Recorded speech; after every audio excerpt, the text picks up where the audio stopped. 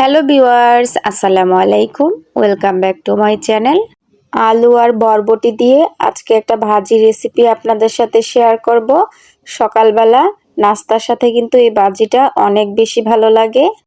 এইখানে আমি half KG বরবটি আর বড় সাইজের একটা আলু কুচি করে কেটে নিয়েছি। আজকের ভাজিটা আমি লাকড়ি চুলায় রান্না করব। আর লাকড়ি চুলা রান্নার টেস্ট ভালো আসে সেটা কিন্তু আমরা সকলেই কম বেশ জানি। কড়াইয়ে গরম হয়ে গেলে এর মধ্যে দিয়ে দিয়েছি সয়াবিন তেল, হাফ কাপ পরিমাণের তেল দিয়েছি আমি এখানে। আর পেঁয়াজ কুচি দিয়েছি হাফ কাপ পরিমাণের। পেঁয়াজের পরিমাণটা একটু বেশি লাগে এই ভাজির মধ্যে, পেঁয়াজটা বেশি দিলে ভাজিটা খেতে ভালো হয়। পেঁয়াজটাকে একটু নেড়েচেড়ে ভেজে নিব, এতটা ব্রাউন করতে হবে না, কিছুটা নরম হয়ে আসলেই হবে। তারপর এর মধ্যে আমি অল্প একটু পানি দিয়ে দিব যেন পেঁয়াজটা না পুড়ে যায়।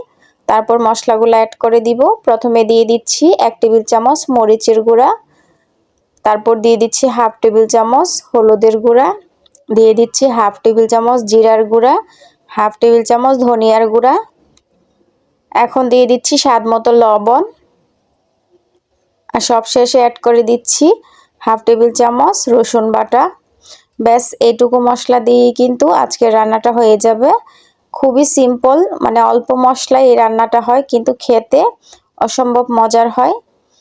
তো এখন তেল আর পেঁয়াজের সাথে মশলাটাকে কিছুক্ষণ ভেজে নিব। মশলাটা যখন ভাজা হয়ে যাবে, মশলাটা যেন পুড়ে না যায়, অল্প একটু পানি দিয়ে দিব। এই পানিতেই কিন্তু আমার রান্নাটা হয়ে যাবে, বরবটি আলু সিদ্ধ হয়ে যাবে। তো এখন দিয়ে দিচ্ছি আমি আলু আর বরবটি। এগুলা দেওয়ার পর একটু নেড়েচেড়ে মিশিয়ে নিব। সব কিছু ভালোভাবে মেশানো হয়ে গেলে এখন আমি একটা ঢাকনা দিয়ে ঢেকে দিব। 10 মিনিটের মতো অপেক্ষা করব। 10 মিনিট পর আবার ঢাকনাটা খুলে একটু নেড়ে দিব। খুব ভালোভাবে নেড়ে দেওয়ার পর এটাকে আবার একটা ঢাকনা দিয়ে ঢেকে দিব। আবার আমি 10 মিনিটের মতো অপেক্ষা করব। এরই ভিতরেই কিন্তু আলু বরবটি খুব ভালোভাবে সিদ্ধ হয়ে যাবে। এই পর্যায়ে এসে দিয়ে দিচ্ছি ধনিয়া পাতা কুচি। তারপর আবার একটু নেড়ে চেড়ে ভেজে নিব। এখন আর ঢাকনা দিয়ে ঢাকবো না, এভাবে করে একটু পরপর নেড়ে দিব। আর অল্প আছে এগুলাকে ভেজে নিব। তো আমি একটু চেক করে নিচ্ছি সবকিছু সিদ্ধ হয়েছে কিনা। হ্যাঁ, সবকিছু সিদ্ধ হয়ে গেছে। লবণটাও আমি চেক করে নিয়েছি, সবকিছু ঠিক আছে।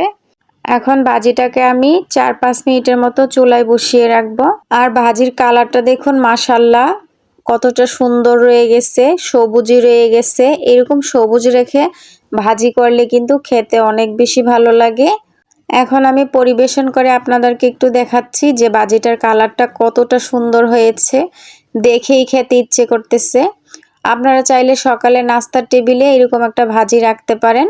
রুটি, পরোটা, সাদা ভাতের সাথে কিন্তু অনেক বেশি ভালো লাগে।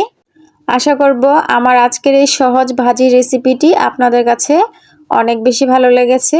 আর যদি ভালো লেগে থাকে অবশ্যই চ্যানেল সাবস্ক্রাইব করে লাইক, কমেন্ট, শেয়ার করে দিবেন।